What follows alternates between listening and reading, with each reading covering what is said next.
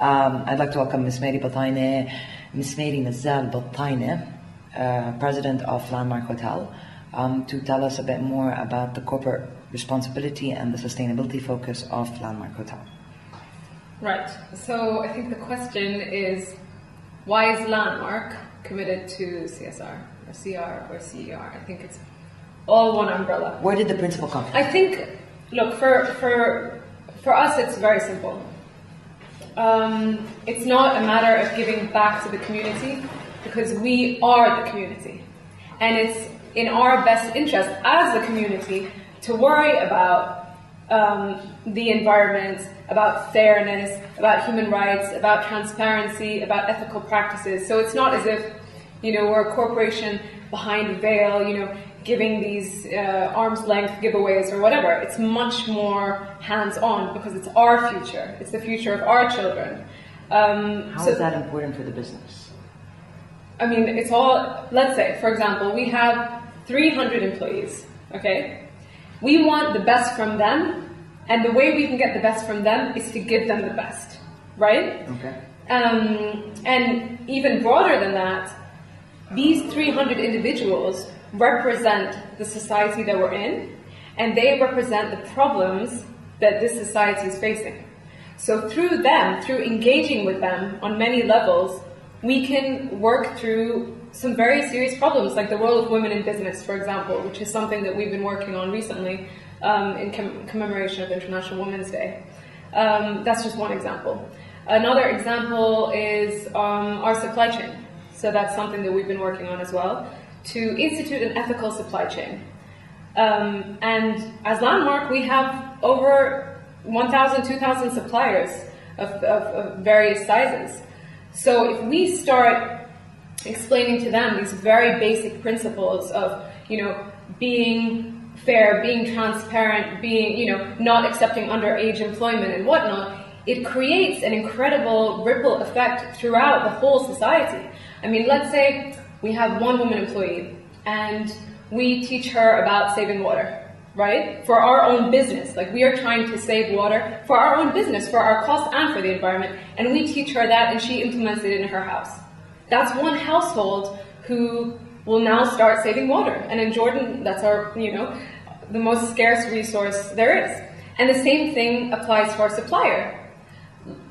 I mean, the same model. So it's an incredible ripple effect. And we as Landmark, we have a platform which almost gives us the obligation to do these things. It's like we're a citizen. I mean, all citizens, they have rights, but they have obligations. And it's the same thing for a company. Like, we're lucky enough to own a company. We have obligations that come along with it.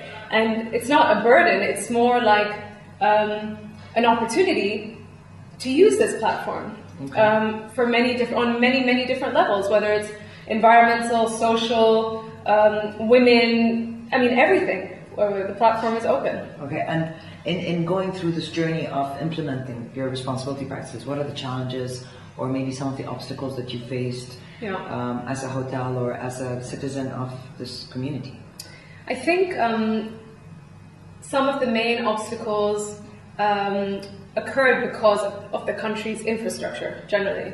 Like, for example, with recycling, it took us a really long time to find a company that had the facilities to recycle. So the will may be there, but the infrastructure may not be there. And thankfully now we've found a company, and Landmark is proud to say, we recycle as much as we can, which is not everything as well, because the infrastructure isn't fully there. Another example is we wanted to, make the whole building full of photovoltaic, solar cells, so we could, power our property and then maybe power our community. How wonderful would that be? But the infrastructure for that isn't there either. So that's a limiting factor, but you always have to work within your environment, and we're trying to do that.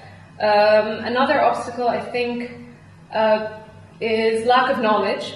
I mean, it's not so much an obstacle because it can always be countered through, awareness sessions, teaching and whatnot. It only becomes an obstacle when it results in a dismissive approach or an approach that undervalues what we're trying to do, which I haven't experienced with the Landmark team generally. I think the response has been really good on every level, environmental, social, economical, supply chain, you name it. it's been good, but I think it probably is an obstacle that some people would face. And I'm also conscious that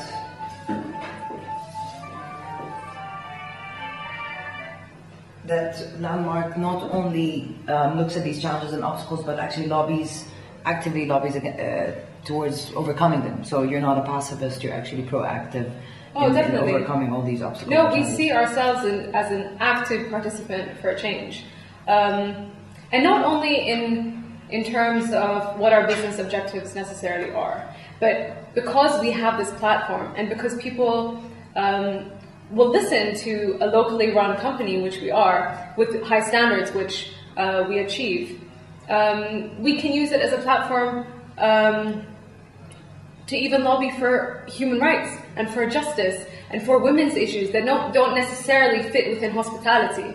Okay. But these are issues that afflict our whole society. So as a business leader and as somebody that's going through this exercise or implementing or truly believes in corporate responsibility, what would be your advice for an organization that's just starting its journey? Yeah. I think a few things. I think first of all, what you're doing is probably good, but it can be better. It's always better to institutionalize it in a way that moves it from a sporadic ad hoc type of thing, which we used to do, to a much more structured, strategic type of technique, which at the end of the day will give you more benefits. You as a company and your community and your team.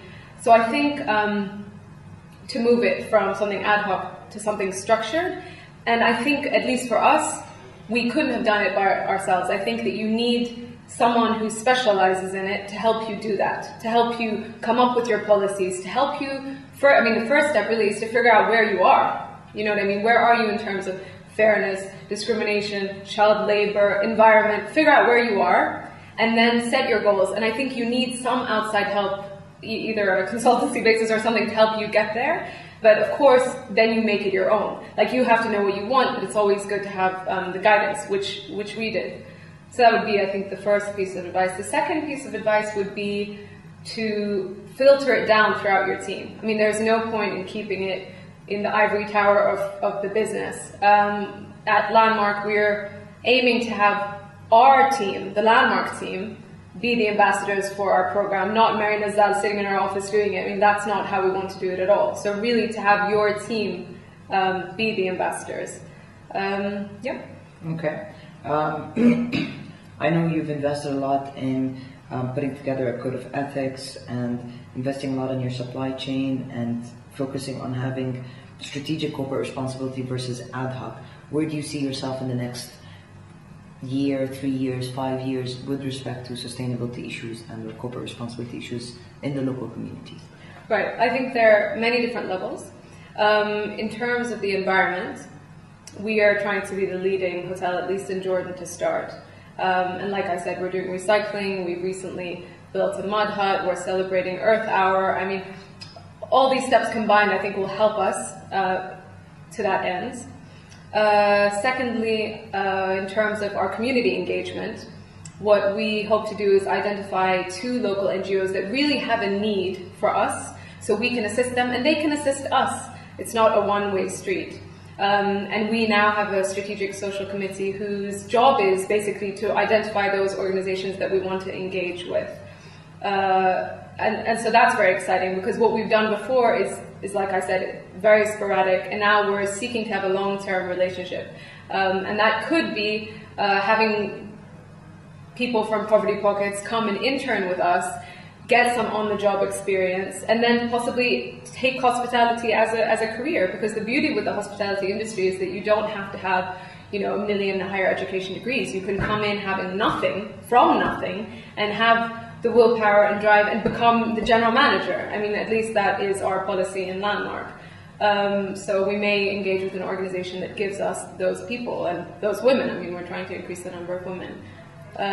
So you believe that sustainability is a valuable tool to help make hospitality a professional career as opposed to a dead-end job? Sure, I think sustainability comes in on many levels. but I think it has to be genuine. Like, let's say Landmark as a brand is sustainable, right? We really have to be sustainable. Otherwise, our clientele will know it, whether they're locals or internationals. And I think if you do it in a genuine way, we will stand out. And I think we are already standing out. People know what we stand for, increasingly so. So in terms of brand differentiation, we're different to, you know, X hotel that has no CSR policy or doesn't engage with the community at all. So I think it does help in terms of, you know, our business is better because we are local, you know, and we're engaged with our community. Okay. Is there anything else you'd like to add? I guess the final point would be that you don't, you know, to agree with CSR doesn't have to be logical. Like, it's not like a logical thing. For me, it should be your gut reaction. I mean, we are the community. This is our future. You don't really need to think about it that much. You just do it, number one. Believe in it. Believe in it. And number two, it will give you and your team, the Landmark team, for example, a sense of pride in your institution. You know, I've seen a difference in the team, that they are more proud as a result of our CSR initiatives. So just to instill that sense of pride, it'll help. Okay. Well, thank you very much for your time, and it's great having you with us.